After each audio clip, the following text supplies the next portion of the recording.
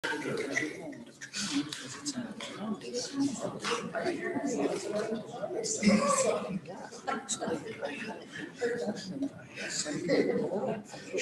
camel drum is here.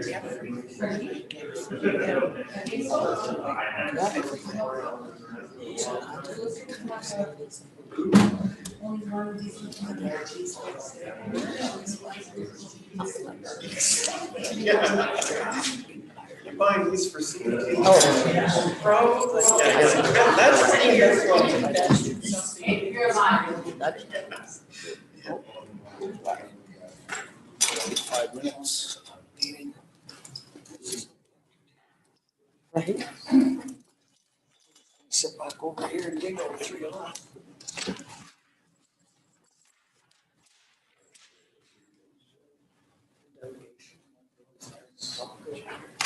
Push, you want this shirt? Any of those will work too.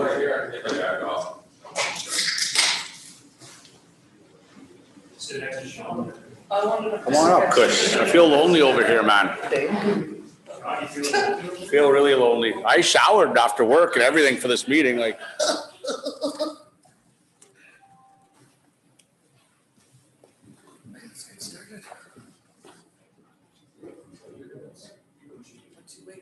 We're live, you said? We might as well start. Tyler's gonna be real late and Julie and Darren aren't coming. Let's call this meeting to order at 6:57. An adoption of the agenda, but I do know that one of the delegations is not coming. So C, we could cross right off.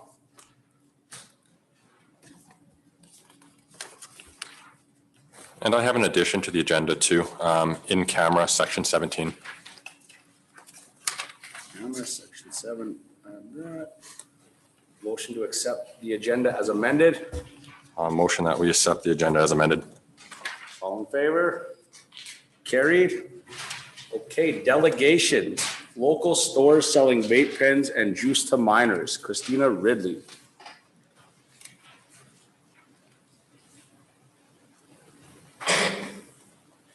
Good afternoon, everyone. I want to make a correction on my delegation there. I have been advised by the Tobacco Commission that they do not regulate non-nicotine vape juices.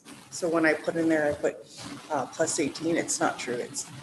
They don't regulate the age of the vapes for juices for non-nicotine products. I did hand out some stuff. I think you might have been on your desk there. Sorry, guys, I'm a little bit nervous. There has been in June 26, 2020, I found out all this information when I called the Alberta Gaming and Tobacco Commission that there was going to be a Bill 19 passed by the provincial government to regulate vapes, vape juices, vape supplies. But that was kind of pushed to the back burner because of COVID. So that probably isn't going to be passed this year. But they did recommend that I speak to council and ask if they would consider to possibly pass a bylaw that would put more restrictions on vape selling for minors and repercussions for minors that are caught smoking vapes. Personally, I have dealt with it in my family. It's very frustrating. I've seen it in our community. It saddens me. I myself am addicted to nicotine. I've been trying to quit multiple times. I know how much the addiction is. So I'm worried about our young generation, especially in this town. I really would like something that makes stores kind of hide the product like they do with the tobacco product, even if it was like, I don't want to hurt businesses. I understand they need to sell products.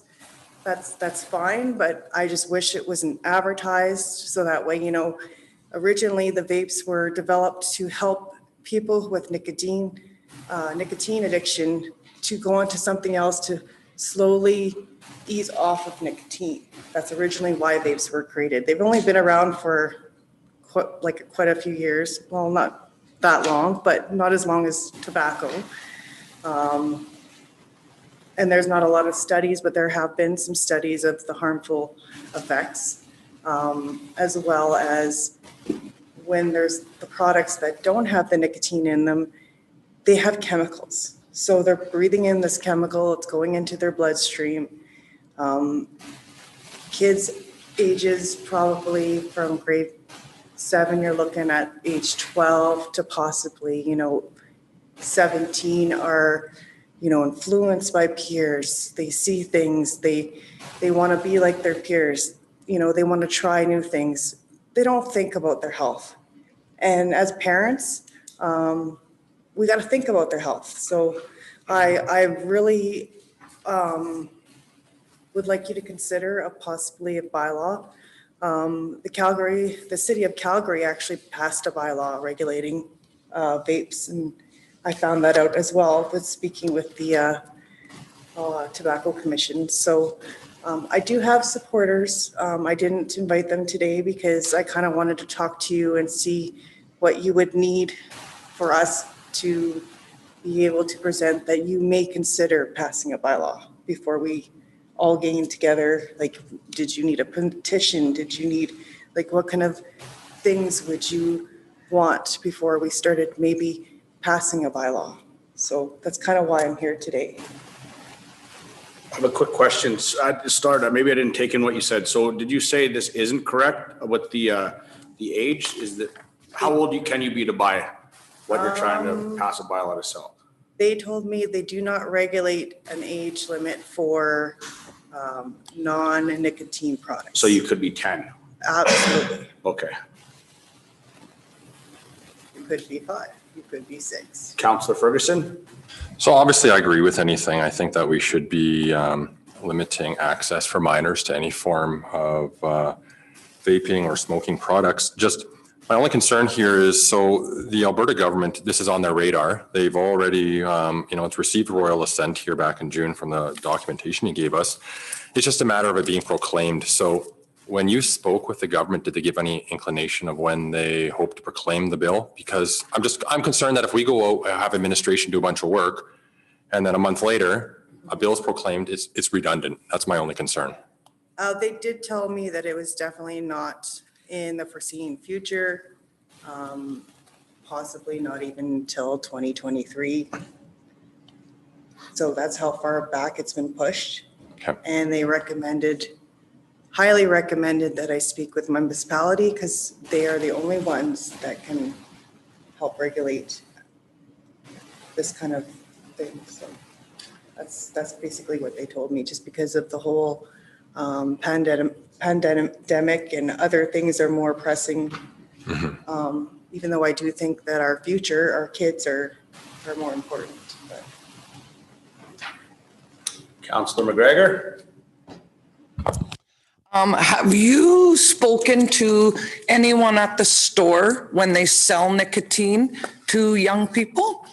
So I know my son was a vape. I could tell you honestly, probably if I was young, I'd be vaping because it's like when you started smoking at 16. It's when I started smoking. I quit 10 years ago, but it was to be cool in the cool crowd. I mean, smoking now isn't as cool, and vaping has kind of taken over the coolness of it.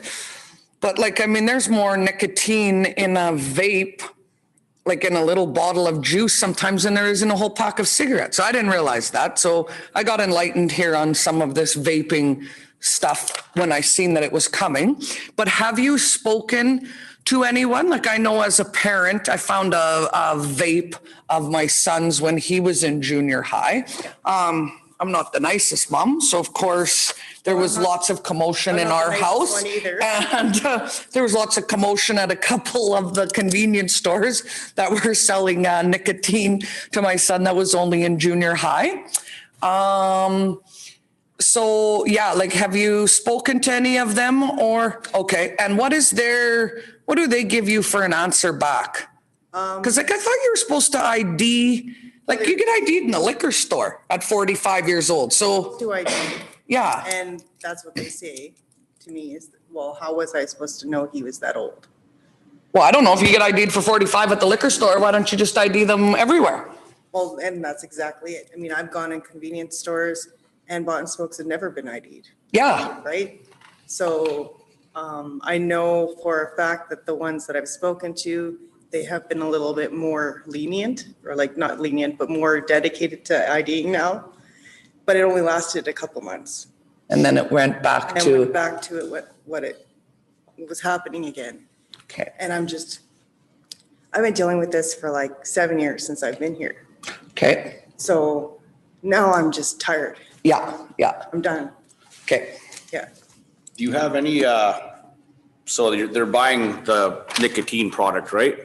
So you're trying to eliminate the non-nicotine problem just because it's like a gateway to it? Or- Yes, Yes? yes. So this still won't fully solve them buying the nicotine problem though, No, right? but it will stop, like if we put a bylaw that says that the peace officers, if they see an underage vaping, then they would get fined for that. Or anything like if they're hiding the product, it would be less enticing for them to say, oh, look at, they've got chocolate or they've got, the strawberry flavors. I'm trying to not entice the young kids because something is better than nothing. And that's how I kind of view it. Start somewhere and see Yeah. where it finishes. Any other questions? Councilor McGregor? Oh, I think that maybe this is something too, we can add to, we're gonna have a discussion, with our MLA. So this is something we can bring up as well, maybe getting this bill pushed back or pushed forward instead of being in 2023. I can't guarantee any promises, but it'll definitely, we'll add it to the list. I mean, it's worth a question, and that's our only option is to, we got to ask the MLA and maybe he can talk about it higher up and see if there is a chance to push it. But I would be in favor of doing something about it. I mean, yeah, like nicotine it's so addictive. Like I mean, they don't know any of the lifelong effects either that are going to come from vaping, right? Think about like when you're younger, you don't think about those consequences No. until you get older and then you're thinking about like your health. Yeah. And everything, right? So I did actually write the MLA. I haven't heard a response. Well, we got a meeting on Friday, so Yeah. we'll So, be parking up. I sent a letter through the mails, but you know how mail is nowadays, a little bit slow. So I've contacted a lot of people. I've spoken to a lot of parents. I've even spoken to the schools. They've had problems with vaping in their bathrooms. I mean, they have the same problems, the same concerns about our young kids. And I'm not trying to punish the adults at all. It's not about that. It's about our kids. So I thought maybe I'd ask you guys if there was maybe a chance of possibly passing a bylaw that might restrict it a little more to possibly deter our kids from vaping.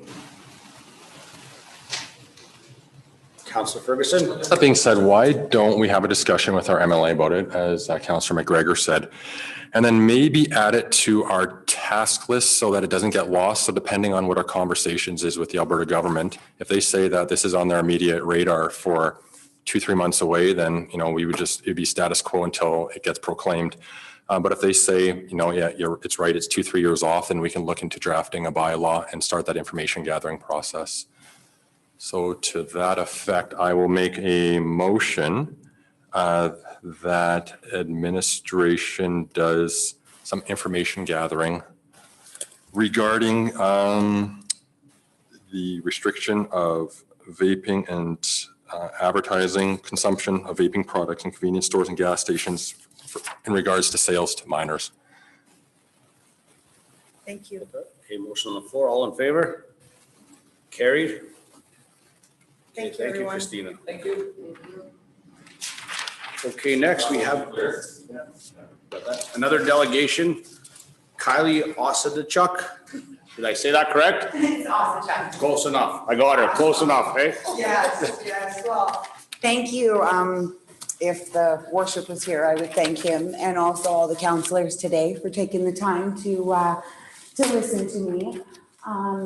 Wow, I know you guys are in here a lot, but it's taken me a long time and a lot of hard work to get here today. So I'd just like to take a moment to soak this all up. I've been a resident of Slave Lake since I was 15 years old. Beautiful town to live in. I'm a single mother of 3 children. I raised my children here.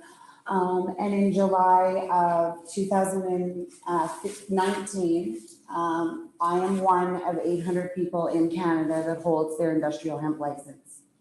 What is industrial hemp? Industrial hemp is the strongest fiber in the world. Now, industrial hemp takes 120 days to grow to full term, 90 for fiber. In saying that, hemp is a cousin to the marijuana plant.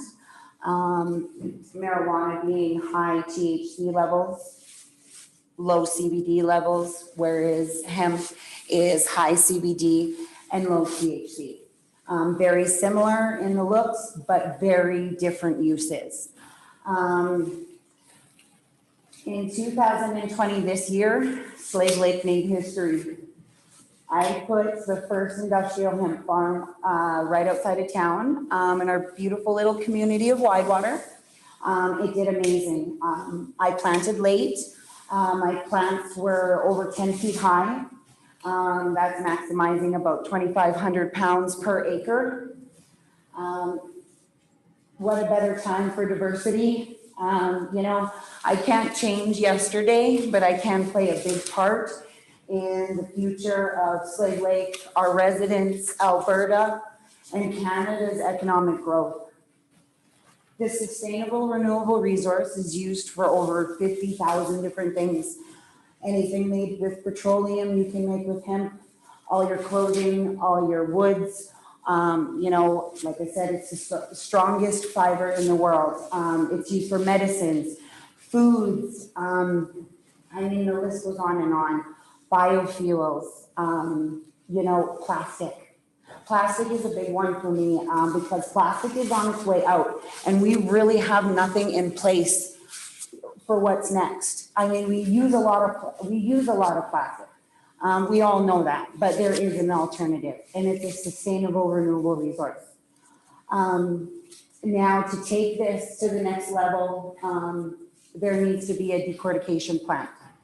Now, a decortication plant is where we take the bales of hemp straw and we put them into the decortification plant. Now, out of there, we're going to get our fibers for our clothing. We are going to get our hurd, which is the middle of the stalk, which is cut up into little tiny pieces. It's kind of like your wood alternative. They're taking that and turning it into concrete, mixing it with lime and water.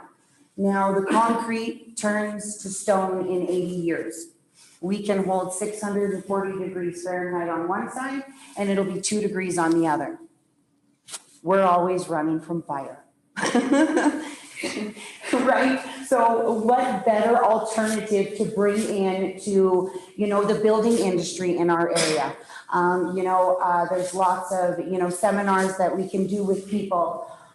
This is going to create jobs in our town, in our surrounding areas.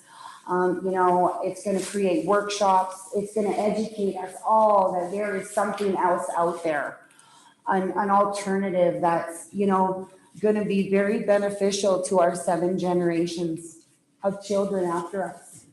If we can, get this decortication plant going, I have land locked for the next 5 years. Enough land to produce 4 million pounds in 90 days, which decortified turns into a whopping $24 million. This is our future. I can't stress it enough. A sustainable, renewable resource in a time like now. It gives people hope. Like I said, I can't change yesterday, but I can help change today. I have another meeting on Friday for a land deal in Sunset House. Told myself I wasn't gonna cry while it's here today. But the gentleman's wife phoned me and she said he's been talking about it for days. He's got his spirit back. And I think that we all need just a little bit of hope. Because with hope, hope sparks passion. And passion fuels economic growth. And with this decortification plant, I think we can take this to the next level and continue to be industry leaders in Northern Alberta. And I mean, I raised my kids here, I lived here, you know, and that's why I'm here first.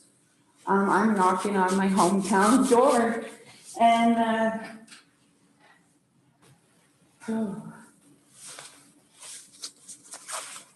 geez. What it's gonna take from everybody is just an open mind to something new. Something, you know, not a lot of people have education on, I understand that. But in the off seasons at the decortification plant, we can run seminars, we can run educational, you know, seminars for people. We can, you know, start getting people involved with hands-on work, you know, the sky's the limit. And there's 55,000 different things you can make for this. There's something for everybody.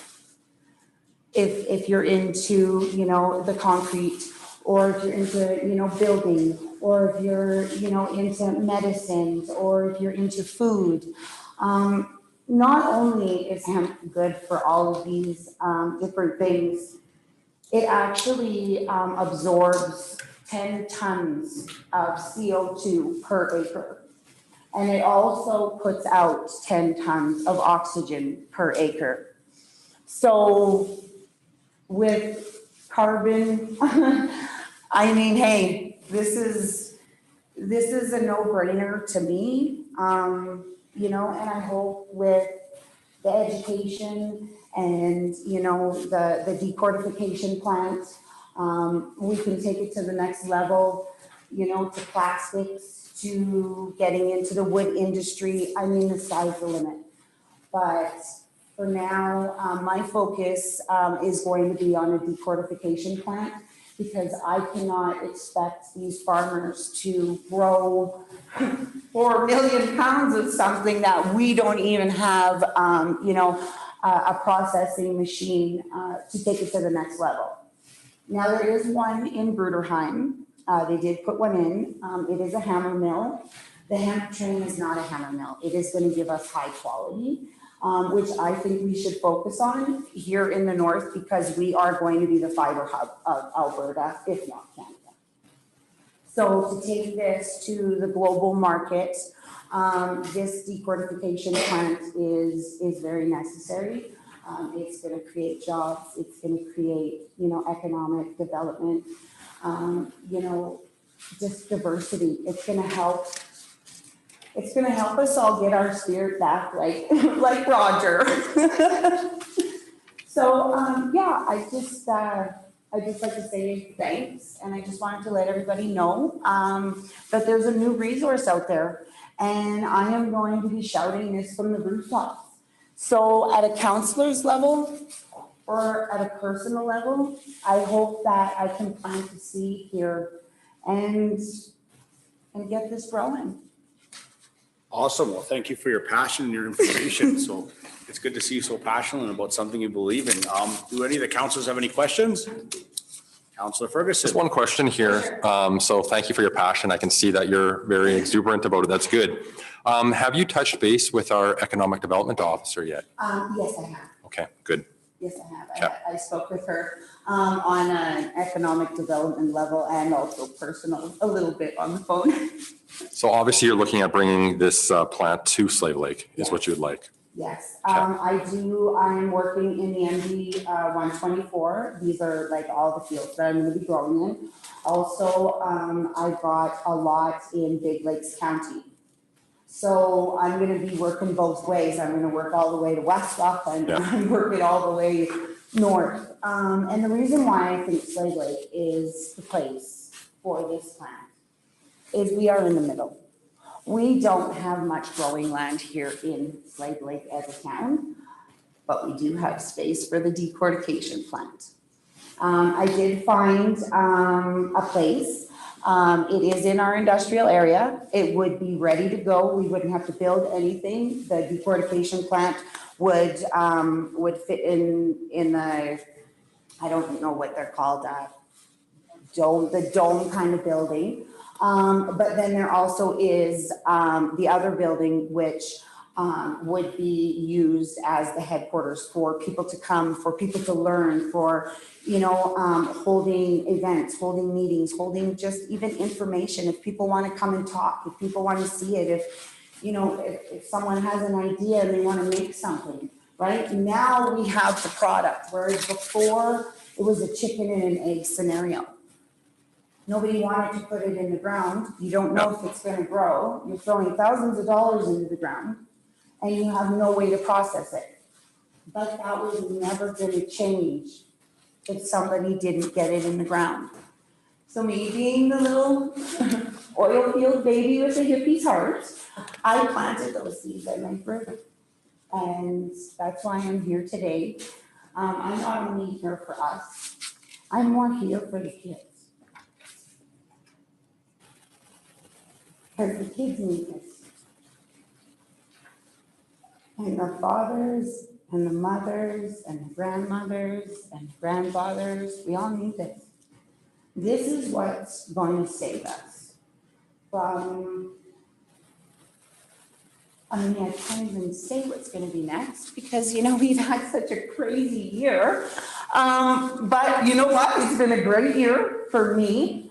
And as CEO of Mother Hemp Incorporated, my goal is to bring economic diversity to a time when we need it most. Hope, hope is a big thing. Hope drives passion, and passion drives economic growth. And all we need is a mustard seed of faith. And we can move mountains. And well, I got a seed of faith right here. So once again, I'd just like to say thanks. Anybody have any questions for me? Absolutely anyone. Councillor McGregor. Thanks, Sean. Well, thank you for coming, Kylie. It's been a long time for you. I know that. So I'm very proud to see how far you have come. So I was glad to hear that you have hooked up with our Economic Development Office. That's fantastic. That was going to be my question. Now, my next question is, what do you need from us? What I need from you guys, is like I said, just everybody just have an open mind. And just, at the end of the day, there's something else coming and it's coming quick. And it's coming quicker than I could even ever imagine. Putting my own field in and having so much feedback and so many other farmers on board. I haven't really had the time to knock on doors before it's turning huge, like 4 million pounds. That's a lot.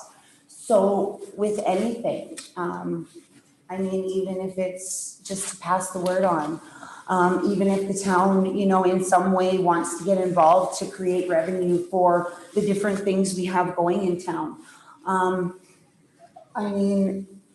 The options are open. So I would encourage you to talk to Community Futures. I had passed this information on to them today in a discussion with my other job. Okay. And so Josh was very interested. So I had sent him the YouTube link that you had sent for us. Okay. I would encourage you to reach out to Community Futures as well. Okay. And our other business organization in Slave Lake, of course, is the Chamber. So so that's another good group to reach out to, especially to get the word going and get people knowing what it is. And a little presentation like this, it always sparks interest. And so those would be my two other encouragements for you to give it to. And then, from anything there, else we right? can do, please You know? reach out and let us know. Yeah. Yeah. Well, I just want to keep this ball rolling, right? We're already making history. And we are already Northern Alberta's industry leaders because we're the only ones. So hey, let's not stop there, right? You know, we got enough land around here, and in Alberta, we have so many hardworking people. I mean, we can do anything. You know, so, I mean, this is the future, and I'm so happy that, you know, that I got to come here today and talk to you all about it, and you'll all be seeing more of me. Awesome. Thank you for coming. I Thanks. really appreciate your time and your passion for your project. Well, you know, it's been a lifelong dream, and it's almost like I just dreamed this all alive, but you know, hey, if it's gonna change the world in one way or another, I'm gonna keep going. Awesome. Thank you very much. Awesome, thank you. Okay, with C removed from delegations, move on to the minutes of previous meetings. If everyone hasn't a chance to read them, take a gander.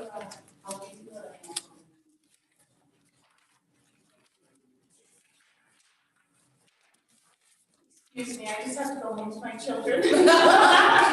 See you all. Thanks, Kylie.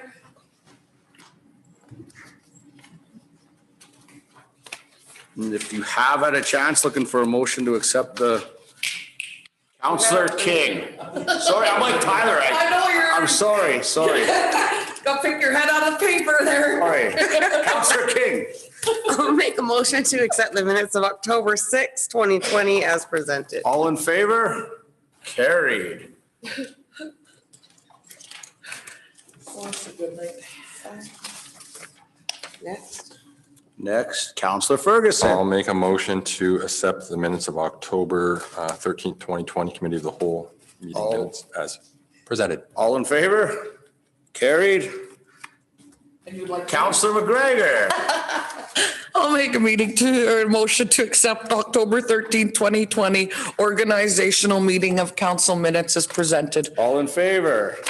Carried. CAO update. Whoa. What was that? Is that you, David?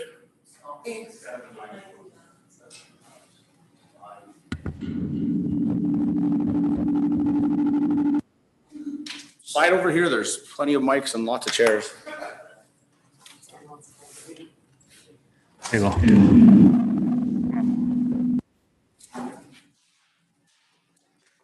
Plus, I'm lonely.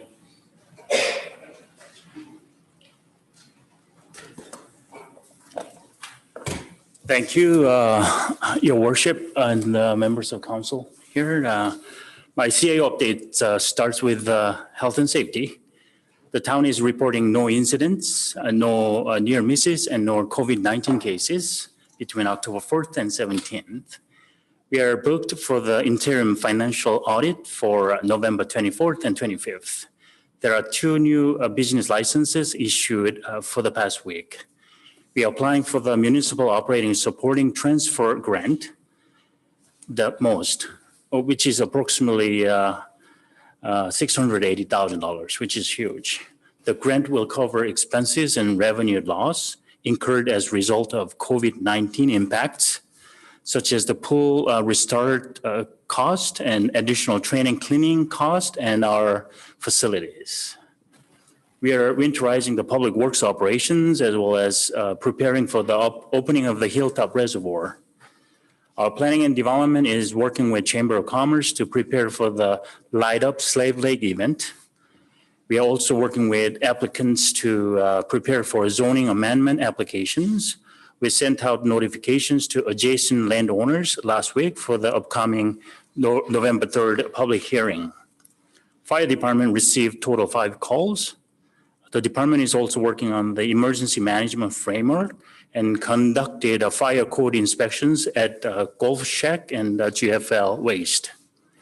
Some resources are assisting the missing persons search and rescue at Fcss Lake.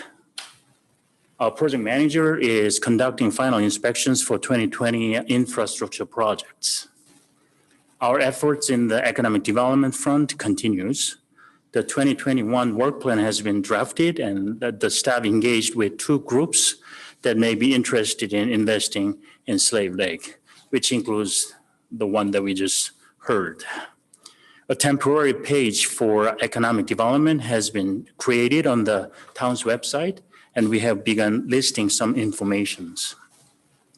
From our community services front, we are continuing with the senior and family support services. We have issued the tender for government center roof project and executed a lease agreement for the old fire hall with Alberta Health Services. Home Alone program ran with a full course of 10 people registered. The first Ice Dogs home game was held this past Saturday. There are a variety of upcoming events, so please check our website for more information. And with this, Your Worship and the Members' Council, it concludes my presentation, and we open to any questions. Thank you, David. Open it up to questions. Councilor Ferguson. I guess my only question is about the economic development webpage. So this is just a temporary webpage. Where are we in regards to the permanent one? And we'll have a chance to review that before it goes final, or how does that work? So, Your Worship, to the Council, I will refer that to our Economic Development Officer.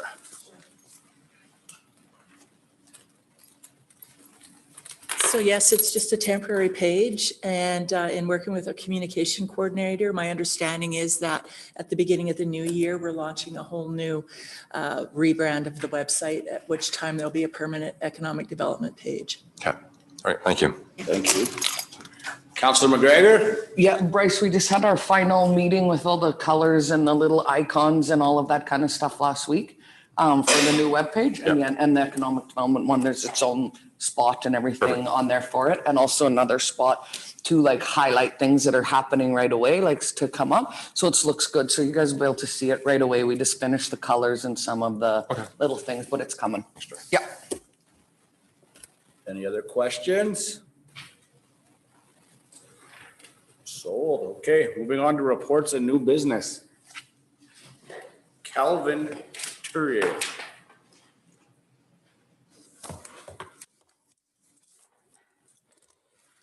Good evening, Council. The purpose of this report is to notify the Council that we had another break-in at the town yard. On the morning of September 28th, a volunteer from the Animal Rescue phoned the RCMP and noted that they've seen some items out in the back of the recycle center. Dean went out and looked and seen some other items, and so he phoned the RCMP as well. He did a little look around, and they cut right through the fence, right from the ground right to the top of the fence that we just finished fixing. But so they rummaged through a few sheds. They didn't take anything from the sheds. They just rearranged some stuff and rummaged through it. They did get into our cold storage and got away with a generator, a Yamaha generator. That was, it didn't cost us anything to begin with. It was actually twice over stolen. It was a stolen unit that the RCMP gave us a few years ago. So maybe they wanted it back. But anyways, yeah, they did break in, and they got a few of Dean's tools. Dean had his trailer there, and they broke into it and got a few of his tools. He got most of his stuff back, but a few hand tools are still missing, and the generator. So that was about it. The resource impact, replacement value of the generator. Well, like I said, it was a free generator to begin with, but and the fence repair. The boys fixed up the fence and sewed it back up, and that's about it. That generator still covered under insurance, or was like a bonus generator? It was a bonus generator. It wasn't even on the system. So, any questions? Councillor King. I have a few, Cal. How many personal trailers, vehicles and whatnot do we have stored in the town lot? there's a few. Fred had a few in there he was working on. He's taken all them out. There's a couple trailers and a couple units. And are they stored indoors or outdoors? They're outdoors. Yeah.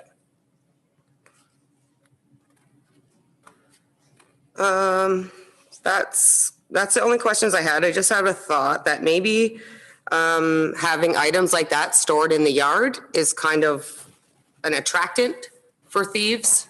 And maybe we can not store personal items there. I don't know if we have a policy on that, or it makes it more attractive, right?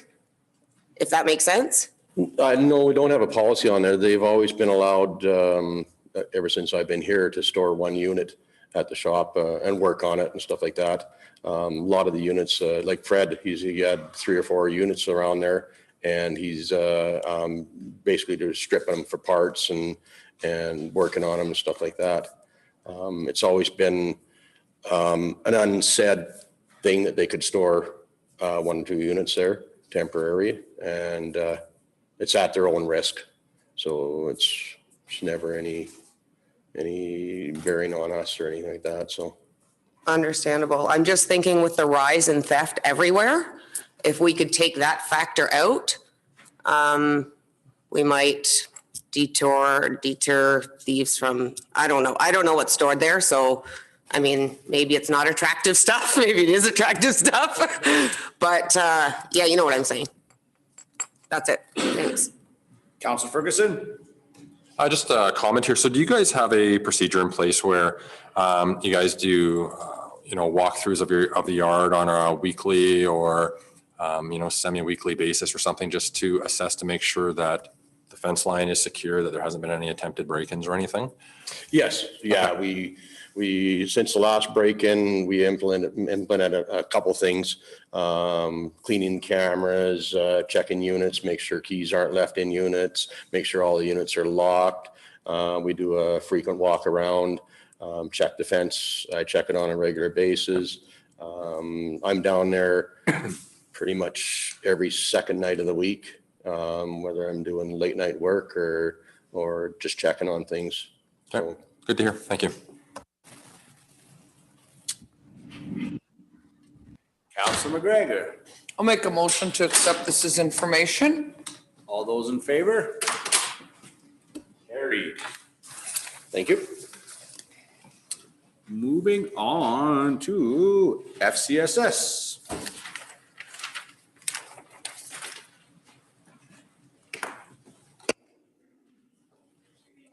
Well, I'm here. We had very little applications for our FCSS grants for this year. So we put out another one for the fall, and we did receive 1 application. So it's in your package. This application is from Stage North, and they have applied for $3,500 to help cover some of the costs for the performances that they put on in Slave Lake. It does meet FCSS standards to receive the funding. It is preventative in nature and enhances social well-being, especially this year with COVID. Once if they're back on the stage and bringing performers in, it is another means to get people out and about in a safe manner. They've worked with AHS to make sure that they put all the recommendations in place to present in a safe manner. So this year it definitely is going to help with social well-being for the social aspect, for an option for people to get out and get some family-friendly entertainment.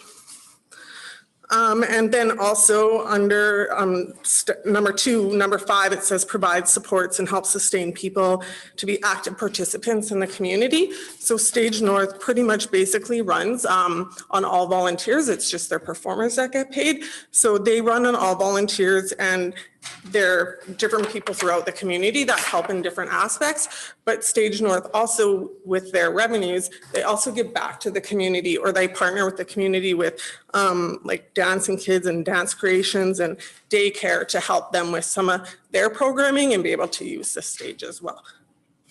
So today my presentation is that they're asking for $3,500. We have previous this year, we did offer Lesser Slave Forest education, 850, Lesser Slave Lake Regional Arts Council, 2,000, and the Northwest Central Alberta FASD, 5,500. The first 2 were returned because they were unable to provide their programming in a COVID-friendly manner.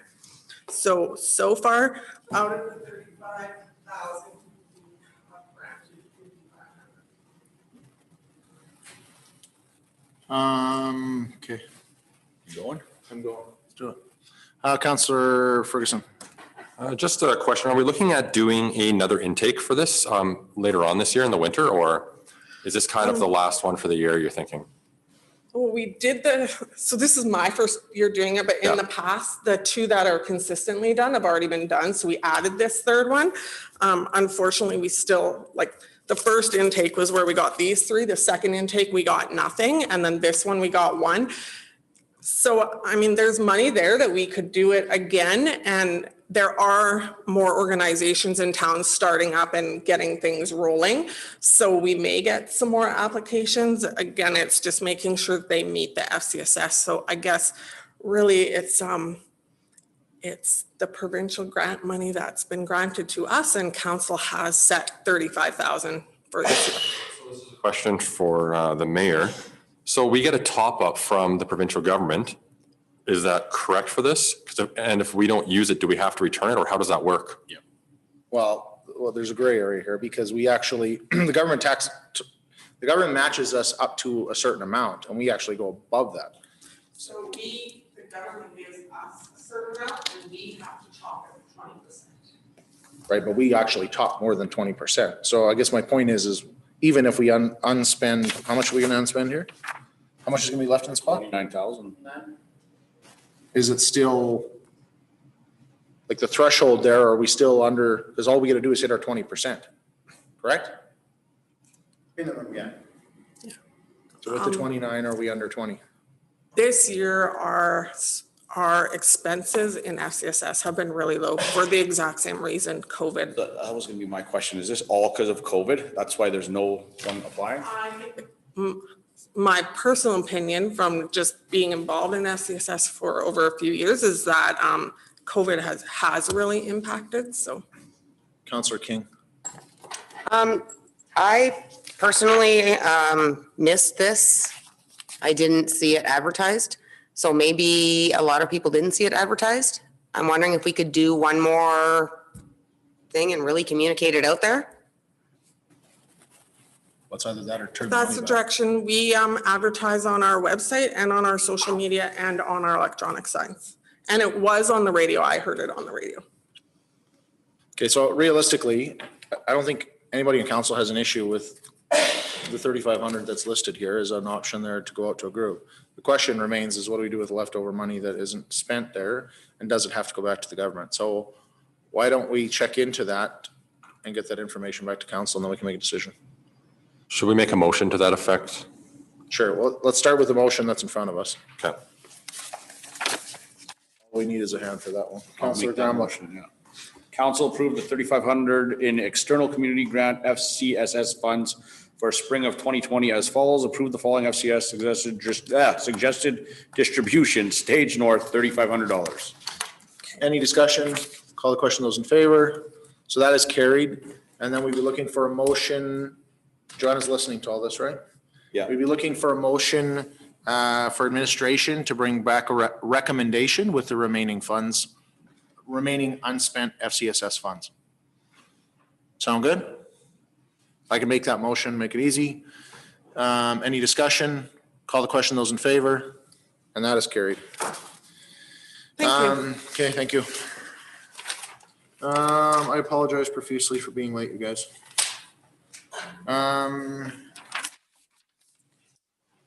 Oh yeah, right, so this is the vac truck. Dun, dun, dun, dun, dun. Okay. Good evening again, Mayor and Council.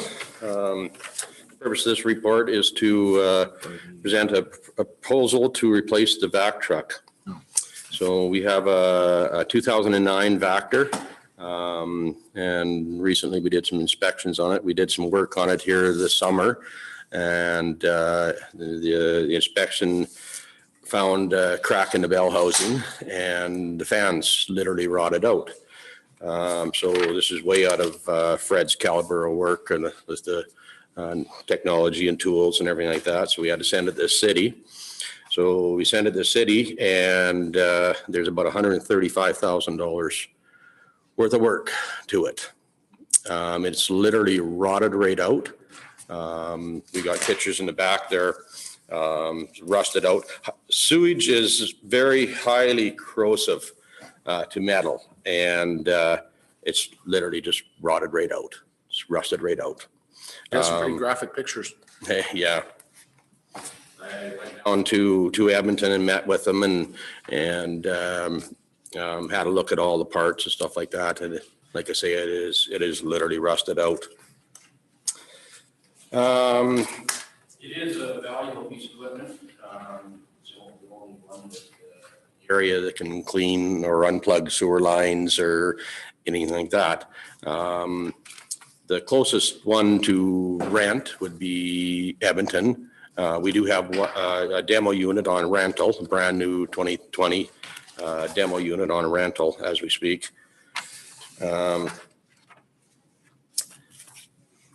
So we were renting the demo for $14,000 a month or $4,500 a week. The demo unit equipped the way it is $495,000, but doesn't have a hot water boiler. Up here, we do need a hot water hotsy for the next $21,000. A brand new unit, if we were spec out a brand new, they run between $560,000 and $580,000. All depends what kind of options you get on it and stuff like that. The outfit that we have it at has offered us $35,000 as is trade-in. Even if we spent the extra $135,000 and repaired it, that's just the blower on it. This unit has 2 engines. The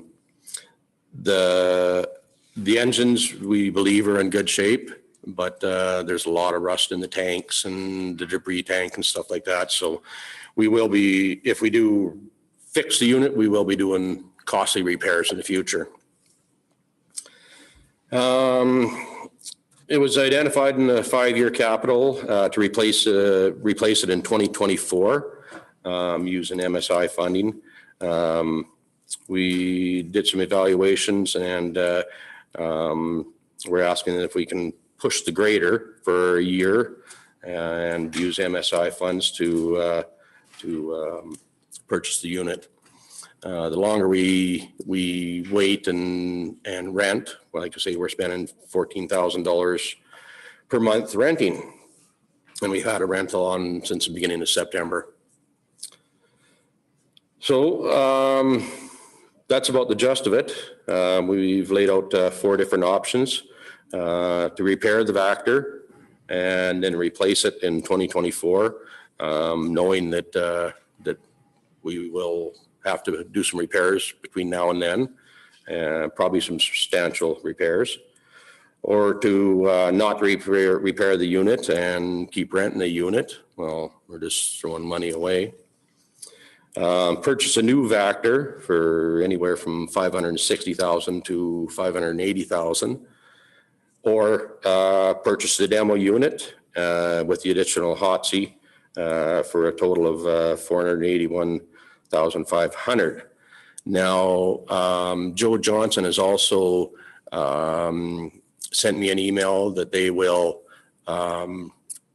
take 90% of the current rental off the unit. So there will be some cost savings there. So They said for sure they would? yep, I got it in writing in an email. Okay. And so, sorry, to be clear, you said how much is a new one? The new one's 560 to 580. Okay. Okay, questions from council? Councilor McGregor. Sorry, I got to stand. I got a wicked back. My question is, do we need this? Okay, so you said we need this piece of equipment. Is it better for us to contract it out to a company already in town that has one of these, or nobody has one of these? Nobody has one. Okay, that's what the part I was missing. Okay. There's What makes our truck different than the local? So truck? there's hydrovacs. There's a lot of hydrovacs in town. but none of them have a sewer line. This is a combo unit, so it's a hydrovac / sewer line cleaning. None of them have that big reel out front that goes down the sewer lines, can pull plugs or clean lines and stuff like that. So we not only use it for general maintenance, we use it if we have any sewer backups to pull a plug. Plus we use it as a hydrovac too. Okay, So. thanks. Okay, Councillor Ferguson. So I'm just evaluating different options here, and I understand this is a piece of equipment that we need. If we did go the route of fixing the existing unit, how many more years would we get out of it? They basically said they're not going to guarantee anything. There's a big coupler that couples the unit to the fan. They believe that's not in very good shape, so that's probably another 50,000. The tanks And that's not included in the 135? So I guess this is just to put a Band-Aid on it, to put it. yeah, so what you're saying is we fix it and there could be more things, and in a year, another integral piece of our component on it could break and just be in the same boat in a year again. Okay. Yeah. Okay, other questions? I actually had one for the CAO. So I'm curious if we can spend $500,000 here without going to tender. Tender.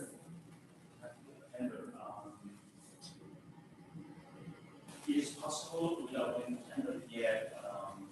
It is a generally accepted practice to coordinate.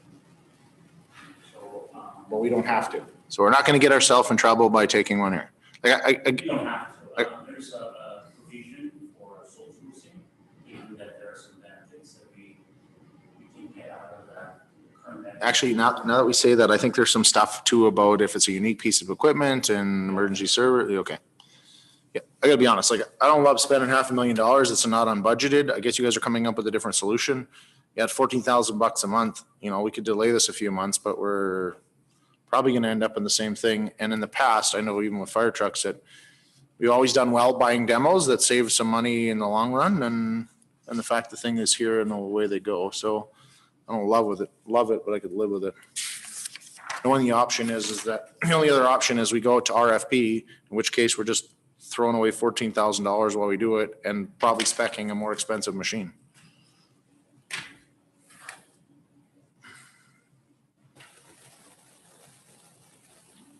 Other thoughts, comments? You can tell looking around the room, nobody loves this one. Councillor McGregor.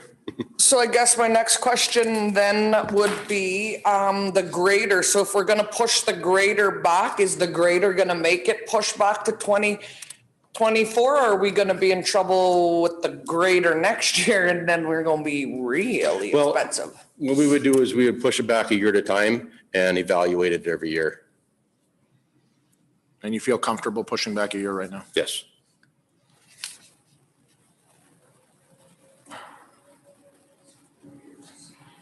Councillor Ferguson. Well, that being said, I'll make a motion that council directs administration to purchase the demo 2020 Vector with additional hot seat and other equipment as required as per the cost proposal from Joe Johnson equipment to be funded from MSI funds. Any further discussion? Call the question. Those in favor? That's carried. Thank you very much. Don't come back and ask for anything else for a while. Ever again. There's your mom shaking up the finger there, Calvin. Don't come back freaking us down there. Thank you. Okay, so I had sent an email, and I apologize, guys, I wasn't here on time, but I sent an email about needing to add a thing about verbal discussion in regards to MLA stuff for advocacy. So we're supposed to meet with the MLA on Friday. We have a number of list of items there that we've talked about. And so unfortunately, our list keeps building. And so there's probably, I think, approximately a dozen things that we've identified through some of the emails that we've been sending out. And we added another one. Did you? Okay. Yep. So, you know, there's things with healthcare, there's things with roads, funding, the bird observatory, ambulance bay, and so on and so forth. So I guess there's two different options there. One, do you go with this big long list, knowing that there's only so many things that he can target, and he ends up picking the priority instead of us? Or do you go with a shorter list and say these are the priorities and away you go? Councillor McGregor. So I guess for me, because we have very little communication with our MLA and chances to meet face to face, which I always feel is better when you're doing lobby and governance work. I don't want to take anything off the table. I would like us to talk to him about everything. And then at the end, we can highlight, I guess, but I feel like everybody that replied in the email has really important things. And as a job as a governor and a lobbyist, that we are not getting anywhere with our MLA, or for that matter, with this provincial government. I think we really need to nail everything down. And we can do a little summary that if you only have, 4 chances to talk to which ministers, these are the ones we'd really like you to nail. But I think that we have to keep our MLA in the loop of every single thing, because I feel like our next meeting might be next August. So I think that we need to do a really good job at bringing everything possible to his attention. Okay. Other comments from council? Councillor King. I agree. I think our meetings are far and few between, and I think, I don't think our asks are extreme. I think it's stuff we've been lobbying and working on for a long time. A lot of this is stuff that has been mentioned over and over and over again. So a lot of this will be nothing new, just reiterating what we're doing. Yeah, I guess the biggest issue is that the reason the list keeps getting longer is nothing seems to come off the list. So, okay, so let's run through here real quick so we know exactly that we've got everything on the list. So I know that we had talked about Bird Observatory. That one's a priority for myself because I just still am flabbergasted by the fact that they announced that they were going to provide funding and then retracted again. We've got beach and parks. Councillor Ferguson, you want to talk about? We've had some conversations with the minister as well as the ministry about investment in Lesser Slave Lake Provincial Park, and we don't seem to make any ground over there. So that would be a good one.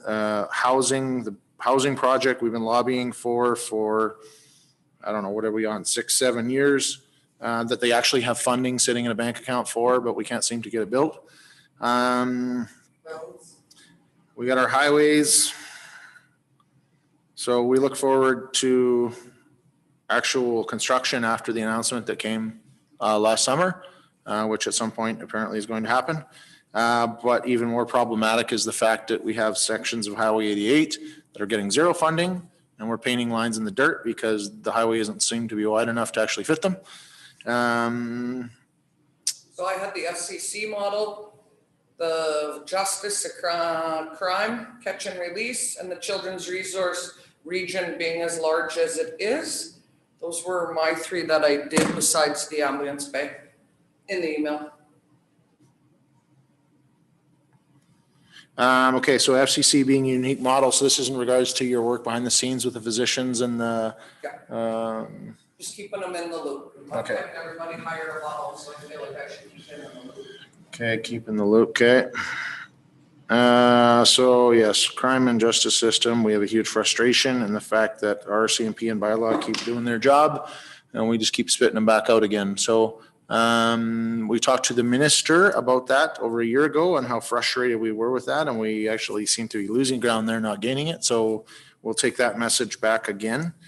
Children's resource for me, region being from Smoky River to Wabasca is really hard as a region to maintain and work with. Region extremely large.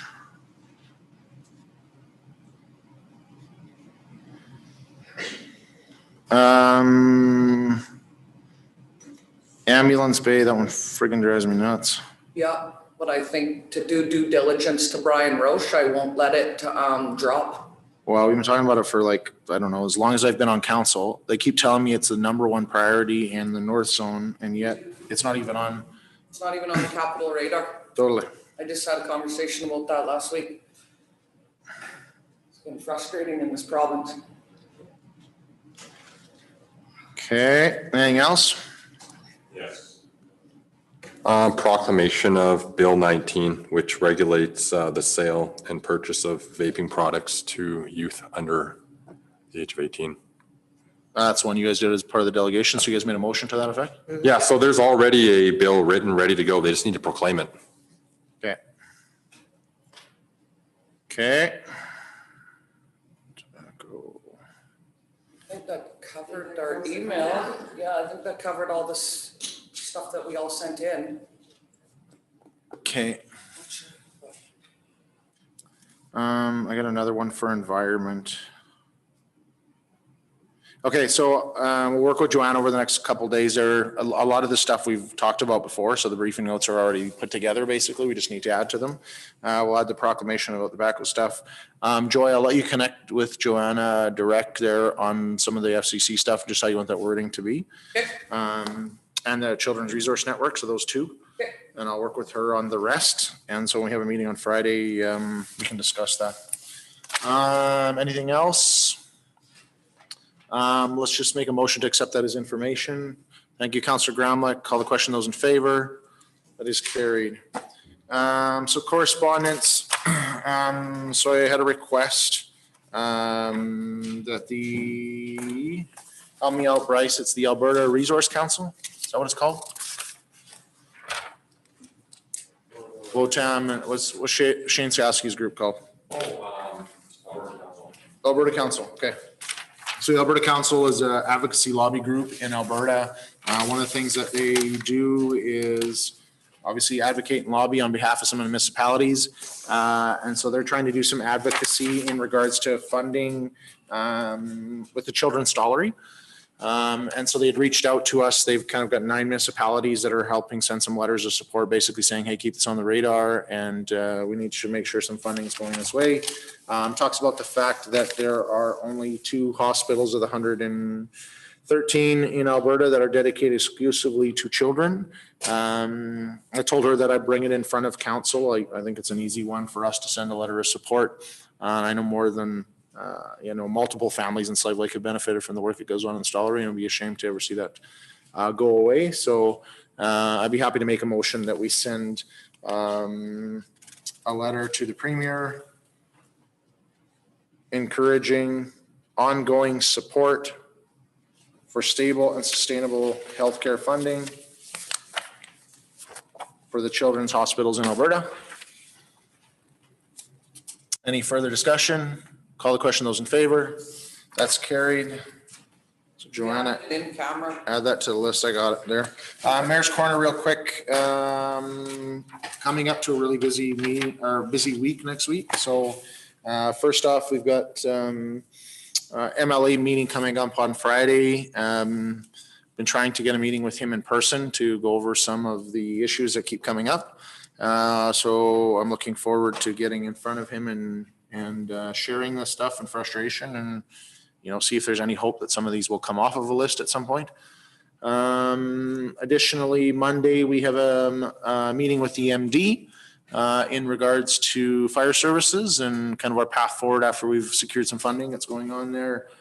Chamber of Commerce meeting. David's doing a presentation about economic development again.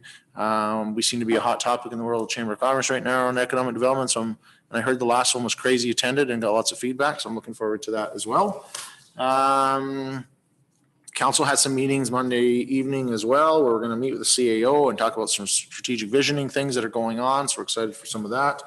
But even more than that, it's budget time. So budget time is always one that really starts to take time, and we end up spending a lot of time together, and it can be very taxing at times. However, for most of the things that we do, we require funding to do them, and so budget is always a great discussion. And we're taking a totally different format than we've done in the past this year with a new CAO, and he's got a new vision and way of doing it. So both us and the directors are excited to see how that's going to look and how it's going to feel. And I think for council, we're always a little more excited to talk strategy and vision and look at the big picture and try and stay out of the weeds as much as possible. So we're going to give that a go and see what happens. But I don't expect budget's going to happen very quickly, but I'm excited to get started on it next week. So I think we've got 2 or 3 meetings on that next week as well. So busy month coming up. And then, of course, between now and our next meeting, we'll have Halloween. And I'm encouraged by the optimism that everyone's going to survive that, as much as there's some talk about there that things are going to go sideways. I think it's an easy one to social distance. I recommend to parents. I said some of this stuff already, and maybe a video came out about it already, but Halloween's a good, fun time. And I think more than anything, what Alberta needs right now is some mental health stuff. And I think this is a great opportunity to get out there. So the message that we're going to give our kids is, obviously, when you've got a group of kids at the door and your kids are coming up, then maybe give them some space until they get out. Encourage parents or people that are handing out candy. Make sure you're outside of your house when you're doing it or whatever else. But I think it's one that we can do in very easy practicality, and probably the easiest holiday for us to do in these COVID times that never, ever seem to go away. So I'm excited for Halloween. It's a fun time. Other than that, I've got nothing in Mayor's Corner, so we will move on into an in-camera motion to go in camera. Thank Councillor Gramlich. Call the question. Those in favor? That is carried. Oh, you know what? I missed something. It's too late. It's not too late, because it's good for Serena and it's good for Joe. So before Serena goes, so one of the things that there was a delegation that was supposed to come tonight. Kelly Ray, who is really excited to talk about some of the programming and stuff going on with ParentLink and things that used to happen. They were passionate about using that building for space, but more than anything, she was passionate about programming and having programming available in town and options that were there. And so in her quest there to look at the options for programming, what was there, she was unaware of some of the stuff that was going on with the Family Resource Network and some of the things that are happening in regards to programming. And so she's going to focus her time and some of the energy of her group to working with that group to utilize some of the programming, give some of the feedback there that of what we should be doing and what we shouldn't. So I think it's a great opportunity that when we connect some of the dots, that things happen. I did give Gary some feedback too, that I think that is a piece that's missing, that there has been programming going on, but it seems like it's communicated on a website that says High Prairie on it. So it would be interesting to see that have a little more slave-like feel to it. But that's probably one of the problems that you run into when you have such a big zone and group there going on, that we get lost in translation. So anyway, sorry, I just wanted to add that.